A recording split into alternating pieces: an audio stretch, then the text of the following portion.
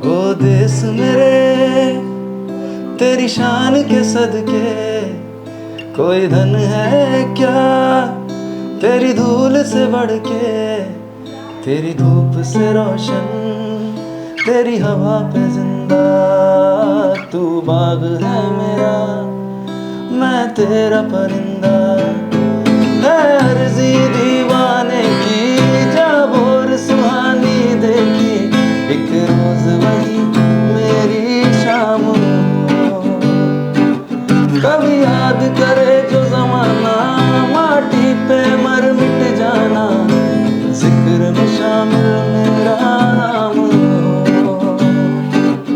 ओ देश मेरे तेरी शान के सदके कोई धन है क्या तेरी धूल से बढ़ के, तेरी धूप से रोशन तेरी हवा पे जिंदा।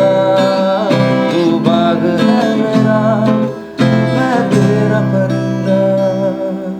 न सरकार मेरी ना रौब मेरा, ना नाम बड़ा मेरा ना पहचान मेरा, मुझे तो बस इस बात का गौरव है कि हिंदुस्तान का हूं मैं और हिंदुस्तान मेरा। प्रगतिशील भारत का 77वां गौरवशील स्वतंत्रता दिवस आज पूरा भारत मना रहा है और भारत के आज़ादी का ये अवसर अपनी देशभक्ति को प्रकट करने के लिए बहुत ही सुनहरा और खुशनुमा मौका होता है।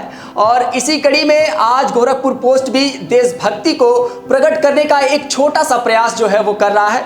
आज हमारे साथ दो ऐसे शख्सियत मौजूद है। हमारे बगल में कौशल जी बैठे हैं, हमारे बगल में कवित्री जो है वासु जी बैठी हैं। आज देशभक्ति प्रकट करने के लिए कुछ ऐसी चीज़ों का समावेश होना ज़रूरी है जो युवाओं तक पहुँचे, देशभक्ति का कुछ ऐसा सार युवाओं तक पहुँचे ताकि युवा जो है इनसे सीख सकें।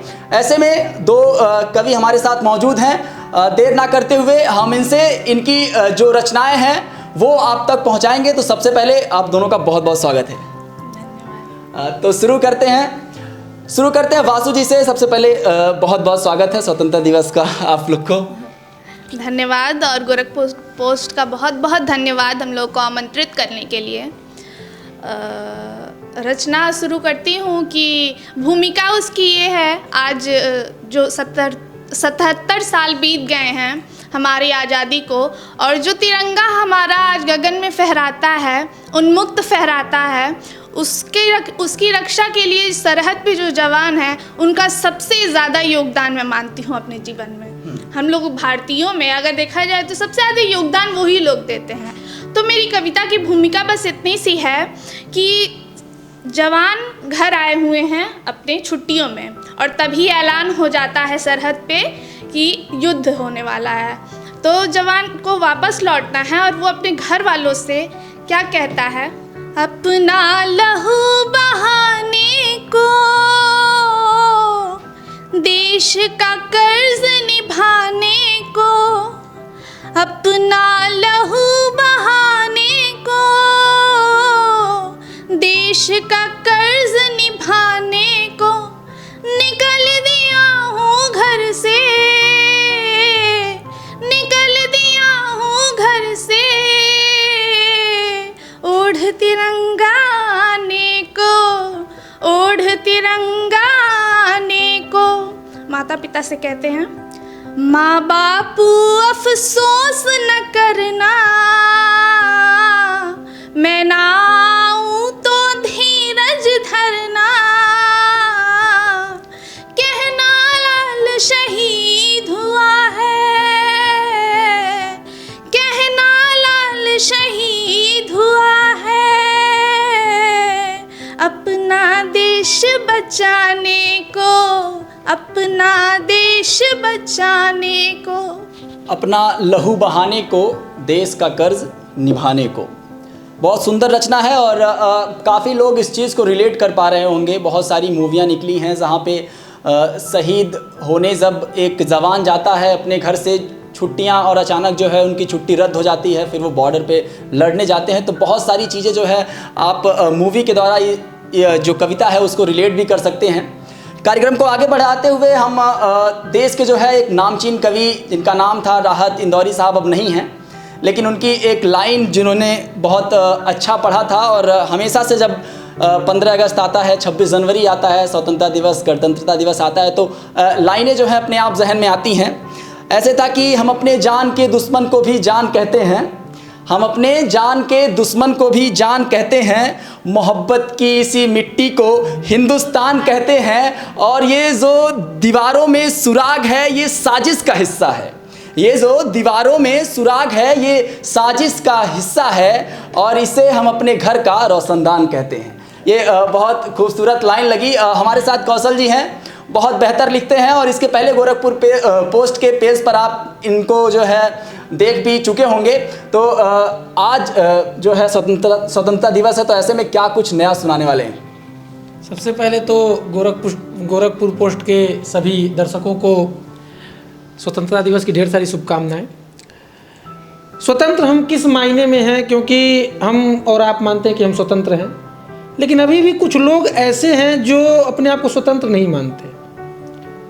एक मुक्तक देखिएगा कि ऐ सियासत तेरे रकीबों का है मोहल्ला बड़े शरीफों का, है मोहल्ला बड़े शरीफों का, पेट भरता नहीं घोटालों से, छीन लेते हैं हक गरीबों का, छीन लेते हैं हक गरीबों का। और देश अगर भारत देखना है तो आप भारत को कहाँ देख सकते हैं? गांव में, जहाँ पे लोग एक साथ रहते हैं, एक साथ खाते हैं, एक साथ बैठते हैं, एक साथ उठते हैं, जहाँ पुरानी सभ्यता आज भी विद्यमान है। कि भयानक आपदा में जिसने मानव धर्म ना छोड़ा। कोरोना काल याद करिएगा कि हम पूरे विश्वगुरु का उस समय एक अलग झलक दिख रहा था कि हमने पूरे विश्व को हमने एक रास्ता दिया। बहुत सारे लोग इसको रिलेट कर भी पा रहे होंगे कि भयानक आपदा में जिसने मानव धर्म ना छोड़ा, शौर्य और धैर्य की धरती को हिंदुस्तान कहते हैं, शौर्य और धैर्य की धरती को हिंदुस्तान कहते हैं। जहाँ मंगल भगत आजाद ने यूं छाप है छोड़ा, जहाँ मंगल भगत आजाद ने यूं छाप है छोड़ा, गुलामी से बंधे भारत के उस जंजीर को तोड़ा। जहाँ बचपन से बेटों को बुलाती वीर है माता, बेटियों को बनाती बाप की शमशीर है माता। जहाँ हर धर्म के सब रंग एक झंडे में रहते हैं, कि जहाँ हर धर्म के सब रंग एक झंडे में रहते हैं। पराक्रम प्रेम की धरती को हिंदुस्तान कहते हैं, पराक्रम प्रेम की धरती को हिंदुस्तान कहते हैं। जहाँ संतों की वाणी से सभी गंगा नहाते हैं, जहाँ संतों की वाणी से सभी गंगा नहाते हैं।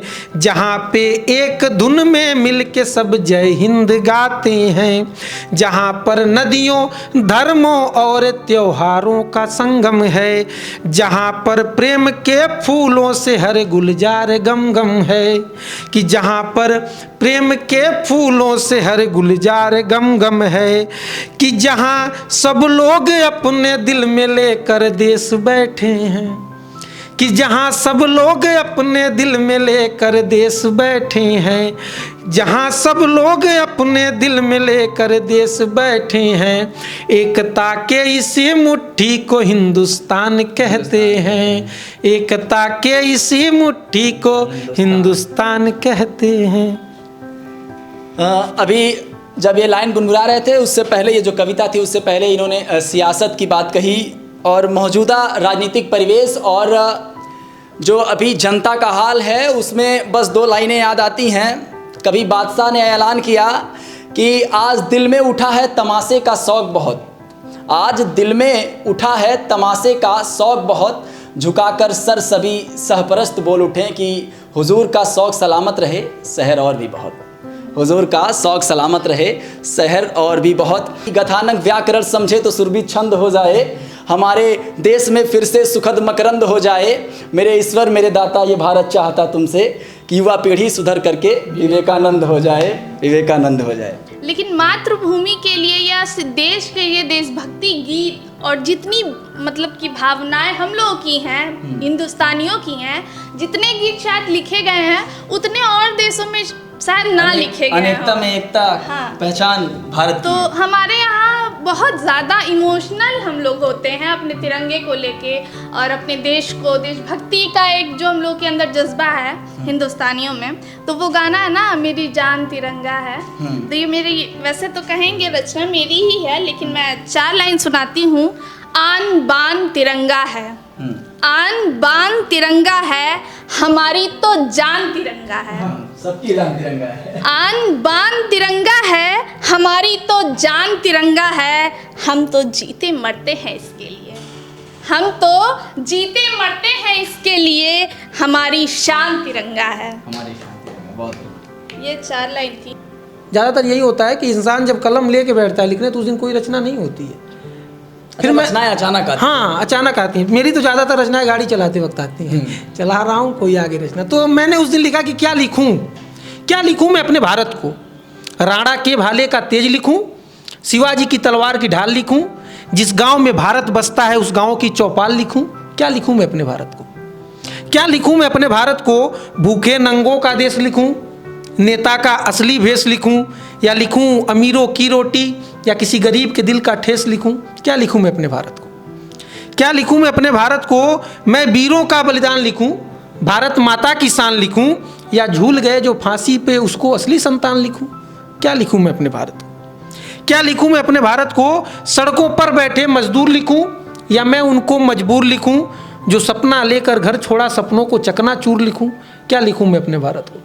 एक समय आपने देखा होगा कोरोना काल में कि जितनी बड़ी कंपनियां थी जो उस मजदूरों के खून पसीने से की कमाई से ऐश कर रहे थे, उन्होंने उस त्रासदी में उनको छोड़ दिया और उस त्रासदी में वो लोग पैदल अपने घरों को आने के लिए मजबूर हुए।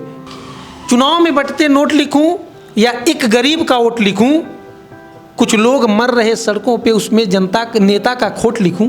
क्या लिखूं मैं अपने भारत को। आती जाती सरकार लिखूं या मैं आपस का प्यार लिखूं। जो लोग, मैंने देखा है कि जो लोग ऑन कैमरा लड़ते हैं ना, ये सरकार अच्छी है, ये सरकार अच्छी है, वो किनारे जाके एक टपली पे साथ में चाय पीते हैं। अमन होता है ये कि आती जाती सरकार लिखूं या मैं आपस का प्यार लिखूं, या कुछ जयचंदों के आगे कुर्बानी सबकी बेकार लिखूं। क्या लिखूं मैं अपने भारत को, क्या लिखूं मैं अपने भारत को। लुटती बेटी की लाज लिखूं या सुंदर सभ्य समाज लिखूं। लुटती बेटी की लाज लिखूं या सुंदर सभ्य समाज लिखूं, जो पदक विजेता बेटियां हैं उनको सुंदर आगाज लिखूं। क्या लिखूं मैं अपने भारत को। बेटियों पे प्रताड़ना होती है, सही है, लेकिन एक सुंदर आगाज में भी इसको देखा जा सकता है कि आज बेटियां आगे बढ़ रही हैं तो इसको और भी प्रोत्साहित करके आगे बढ़ाया जाए, ना कि उसको व्यंग कसा जाए। तो लुटती बेटी की लाज लिखूं या सुंदर सभ्य समाज लिखूं, जो पदक विजेता बेटियां हैं उनको सुंदर आगाज लिखूं। क्या लिखूं मैं अपने भारत को। और आखिरी 2 बंद देखिएगा कि कैसे लिख दूं भारत सबका, जहां दब जाता निचला तबका।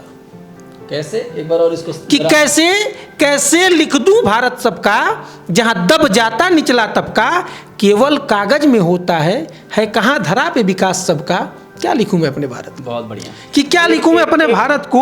और एक मैं इसमें जोड़ना चाहता हूं कि अभी आपने जो टाइटल रखा है कि क्या लिखूं मैं भारत के बारे में, इतना ये टाइटल का एक बहुत अच्छा संदेश जा सकता है कि कुछ ना लिखकर भी इतना कुछ सामने पेश किया जा सकता है। जी, मतलब वही चीज़ कि मैं किस चीज़ पे लिखूं। लोग कहते हैं ना कि लिखिए, कुछ अच्छा लिखिए, किस चीज़ पे लिखूं आप बताइए ना। मैटर बहुत सारे हैं कि कैसे लिख दूं भारत सबका, जहां दब जाता निचला तबका, केवल कागज में होता है कहां धरा पे विकास सबका। क्या लिखूं मैं अपने भारत को। और आखिरी बंद कि किसको कैसा इंसान लिखूं, किस किस को मैं शैतान लिखूं। किसको कैसा इंसान लिखूं, किस को मैं शैतान लिखूं, जहां कोख में बेटी मारी जाए तो कैसा हिंदुस्तान लिखूं, क्या लिखूं मैं अपने भारत को, क्या लिखूं मैं अपने भारत को। बहुत बढ़िया। ये लास्ट रचना वासु जी सुनाएंगी हमें। उल्टा चला है अब जमाना, उल्टी हर बात हुई है। उल्टा चला है अब जमाना, उल्टी हर बात हुई है। जनता बनाती थी सरकारें, जनता को बनाने में सरकारें लगी हैं। तोड़ेंगे पहले तुम्हारे घरों को, फिर कहेंगे घर बनाने की स्कीम नहीं है। इतना तो ठीक था और सुनो, है ना, इतना तो ठीक था और सुनो, नेताजी ने नए भारत की नीति गढ़ी है। नीतियाँ ही गढ़ी जाती हैं बस। इतना तो ठीक था और सुनो, नेताजी ने नए भारत की नीति गढ़ी है। और है कि उनको तो वादे करके बस चले जाना है, तो करके वादे मुकर जाएंगे, इसी लीक पे तो इनकी पीढ़ी चली है। अब उल्टा चला है जमाना, उल्टी हर बात हुई है। जनता बनाती थी सरकारें, जनता को बनाने में सरकारें लगी हैं। युवा पीढ़ी के लिए है, क्योंकि आजकल बहुत से ऐसे रास्ते हैं जहाँ भटक जाते हैं, युवा पीढ़ी भटक जा रही है। तो मैंने लिखा, और ऐसे समय में लिखा जब मेरा मन परेशान था और मुझे अब लग नहीं रहा था कि मैं कर भी पाऊँगी कुछ कि नहीं। एक ऐसा दौर आया जब लगा कि अब बस पढ़ाई ख़त्म हो गई है, तो अब घर पे बैठ जाना है, कोई एम नहीं दिख रहा था। और सबकी लाइफ में ये होता है, तुम्हें चलना होगा, तुम्हें चलना होगा। अपने मन को कह रही हूँ मैं, तुम्हें चलना होगा, तुम्हें चलना होगा, पल पल बिखरना होगा, पल पल बिखरना होगा, तुम्हें चलना होगा। पथ सरल हो या हो कठिन, पथ सरल हो या हो कठिन, पग पग आगे धरना होगा, तुम्हें चलना होगा, तुम्हें चलना होगा। बाधाएं तुम्हें रोकेंगी, बाधाएं तो आती जाती हैं, बाधाएं तुम्हें रोकेंगी, उनको छोड़ निकलना होगा, तुम्हें चलना होगा, तुम्हें चलना होगा। एक पल को धीरज खो दोगे, अक्सर होता है, एक पल को धीरज खो दोगे, ढांढस बांध संभलना होगा, तुम्हें चलना होगा, तुम्हें चलना होगा। आशाएं तुमसे ज़्यादा हैं। फिर मन में आता है कि सबकी आशाएं मुझसे लगी हैं, हम लोगों से लगी हैं, माँ बाप भाई बहन सब लोग सोचते हैं कि मेरी बहन कुछ कर जाएगी, दोस्त सोचते हैं कुछ कर जाएगी। तो ये है कि आशाएं तुमसे ज़्यादा हैं, पूरा उनको करना होगा। आशाएं तुमसे ज़्यादा हैं, पूरा उनको करना होगा, तुम्हें चलना होगा, तुम्हें चलना होगा। और युवाओं को इस लाइन पे ध्यान देना चाहिए कि यह धरा नहीं, भारत नहीं, सिर्फ भारत नहीं, यह धरा नहीं, यह धरा नहीं, यह धरा नहीं, सारा ब्रह्मांड बदलना होगा, तुम्हें चलना होगा, तुम्हें चलना होगा, पल पल बिखरना होगा, तुम्हें चलना होगा। तो आज पूरा भारत जो है 77वां स्वतंत्रता दिवस मना रहा है, और ऐसे में आपके लिए अभी जो तमाम रचनाएं परोसी गई, इनमें से कौन सी रचना अच्छी लगी कमेंट करके हमको ज़रूर बताएं। और एक बार फिर से हम तीनों लोग मिल के बोलेंगे, हिंदुस्तान जिंदाबाद, जिंदाबाद, हिंदुस्तान जिंदाबाद।